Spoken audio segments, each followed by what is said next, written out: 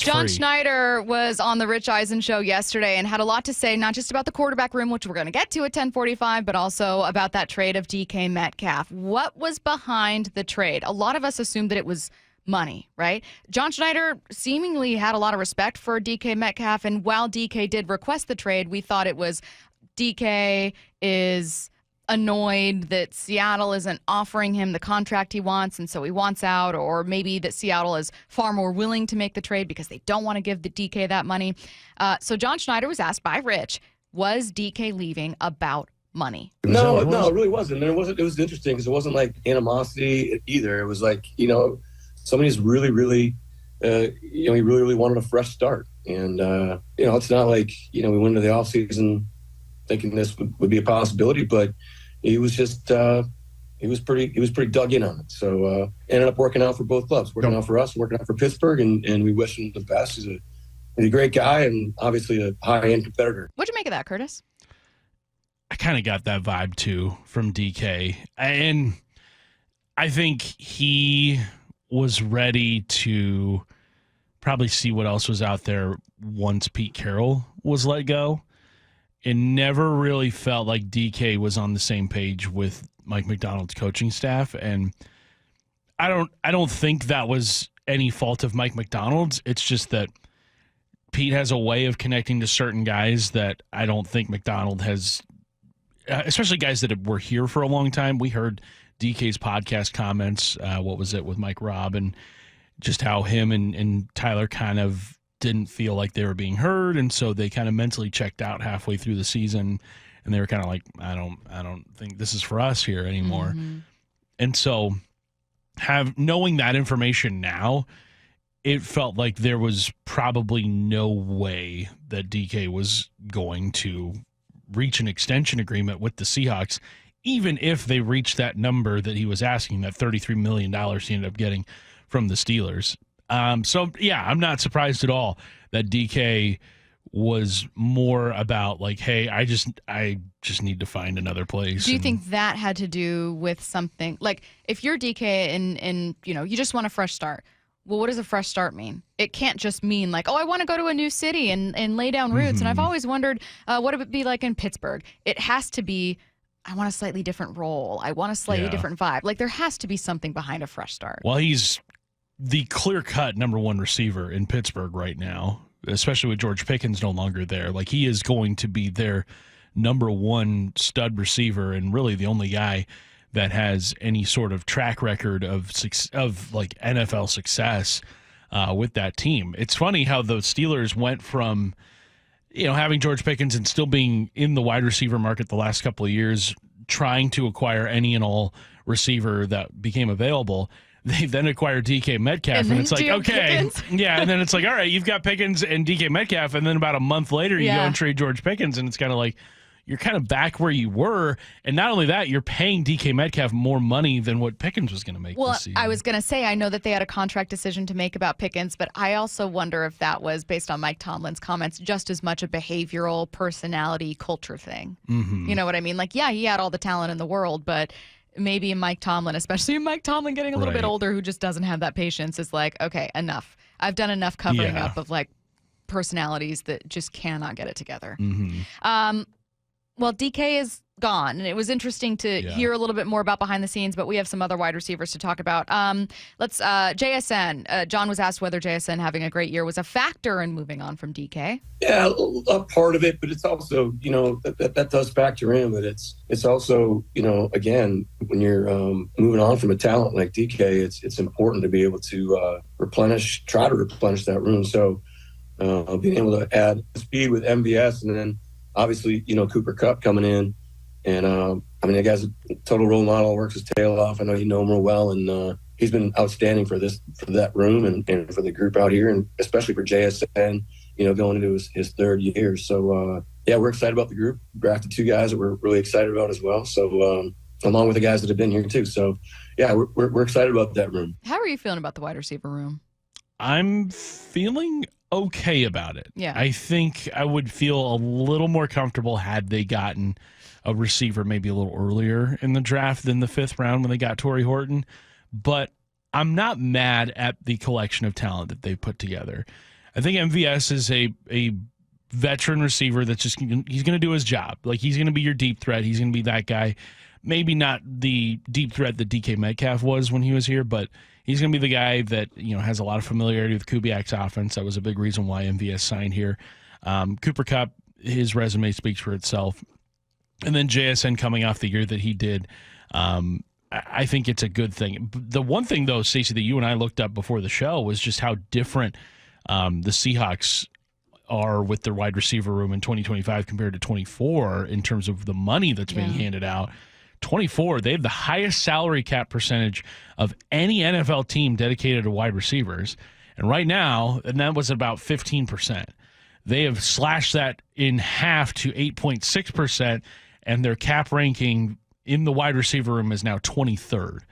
What does that tell you, Stacey, when you see a slashing of what used to be here in Seattle compared to what it is now? I mean, it's about moving priorities around, right? So if I were going back to the initial question of how are you feeling about the wide receiver room, I'd say a little less confident overall. There's just a lot of either unknowns or, in the case of Cooper Kupp, someone we know well who's a little less durable, a little older than he used to be. However, the cost of that was freeing up money you didn't have before. So you had what felt like sure things or some dynamic playmakers in your wide receiver room, in part because you were paying a lot of money for it and investing a lot into it. Yeah. You don't mind the additional question marks in the wide receiver room or the loss of star power in that room if production comes from somewhere else and money moves somewhere else, right? If you're moving it to, okay, now our offensive line is better. Now our run game is better. We went out and we paid for, we gave Ernest Jones money, and now we've got like a run defense we really believe in. You feel just fine about question marks at one position group if you don't have as many somewhere else. And that's what I feel like part of that was, and that's what it says to me. Yeah, and I think I'm quite all right with the Seahawks moving that money around and maybe not dedicating as much to the wide receiver room. And we're going to transition from his comments to DK Metcalf in that wide receiver room, Curtis, to his comments about Sam Darnold first. His expectations for Sam Darnold in 2024. Yeah, very high, very high. You can see the progress, as you stated, getting with the group and, Kyle and those guys in San Francisco, and then where Kevin and his group, took it last year. He just keeps making really cool progress every year. And, to have, a system, established system in place that he's played in and comfortable with is a big deal. And so, great human, great competitor. He's been a great leader so far. Yeah, I know you guys know him well, but excited to get him in the building.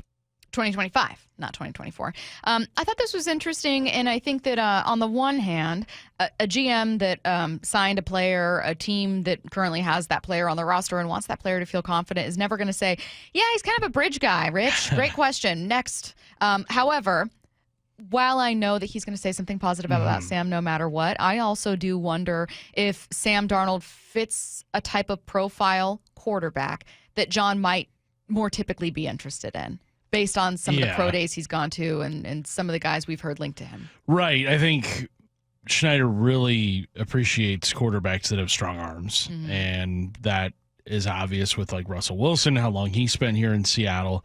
And then the quarterbacks that we have seen the Seahawks maybe have some interest in terms of like pro days visited. Josh Allen. The two most being, Josh Allen, Patrick Mahomes. Those guys, no one can question their arm strengths. Sam Darnold, he's got a rocket for an arm. Drew Lock, as we know, has a really good arm as well. So it just kind of fits the profile of what Schneider might look for in terms of quarterback play. Now, there is the risk of Darnold, turning the ball over as much. I think it was Mike Greenberg who we had on, where it was like you can always kind of pencil in Sam Darnold for one turnover a game. You just got to hope that one turnover isn't what's going to end up costing you the game. So I think Darnold, my expectations for him, I think I could see a world in where he throws for close to 4,000 yards this season, especially with JSN and how good he is. I think Cooper Kupp is poised to. I think he's motivated to show people that I'm not this broken down receiver that everybody kind of paints me as. I still have good football left in me. I think he's going to have a good season. And I think the offensive line is going to be improved at least a little bit to where Darnold will have time to throw. So I like the Darnold signing based off of, just the available quarterbacks. What could you get that is very similar to Geno Smith? I think Darnold, of everybody that was available this offseason, is probably the closest you can get. I don't think Kirk Cousins is somebody that would be able to replicate what Geno Smith can do. I think what Cousins showed us in Atlanta might be who he is as a quarterback going forward, coming off that Achilles injury. Also, another quarterback joining this room, clearly from the draft, Alabama's Jalen Milroe. Schneider was first asked whether or not they communicated with Sam Darnold about their intent to draft a quarterback. Yeah, Coach. So Mike McDonald, gave Sam a heads up, and it was kind of, within that period, it was coming down the pike like, hey, this isn't about you. This is about acquiring an impact player. In our opinion, where does the quarterback stuff go? We don't know how fast. And then, so Mike talked to Sam. I was able to communicate with Drew. And obviously we were communicating with Sam Howell all throughout the weekend as well. Sam Howell's a special person too. I thought it was a little interesting that he reached out to Drew Lock and Mike McDonald reached out to Sam Darnold. Maybe not at all, but obviously I'm in the business of reading between the lines, so that's where my head naturally went. Good on them for warning the entire quarterback room, including Sam Howell. Hey, we're really thinking we're going to take a guy, and we want you to know. Yeah, and I mean, that's something that they even did with Geno Smith while he was here, where they communicated to him, like, yes, we are going to all these pro days. If it means we draft a quarterback, it means we draft a quarterback. It doesn't mean we think any less of you. So this is something that the Seahawks, I think, have been really good at being upfront about, especially in the years after Russell Wilson, because I don't know if Russ was privy to John Schneider attending these pro days beforehand. Beforehand. No, I after the so. fact, yes. And I think that was a big sticking point as to why those two sides butted heads so much. After about 2017, there was the trade rumor that the Seahawks had offered Russ for the number 1 overall pick, which was going to be used for Josh Allen. And then just all the headaches that came with that. I think post Russell Wilson, the Seahawks, now they also haven't had a quarterback that, in terms of like overall QB rankings in the league, they haven't had a quarterback that was quite near Russell Wilson's peak, where Russ was considered a top 5 quarterback in the NFL. And with a top 5 quarterback in the league, you kind of have to treat them a little bit differently than you would, say, any old starting quarterback. But I think John Schneider kind of learned from that and said, you know what, maybe just to keep things a little more harmonious, I will let them know that, hey, this might be a possibility. Doesn't mean we think any less of you. And they gave Darnold a nice new contract. Yeah. So I just think maybe Schneider's learning a little bit.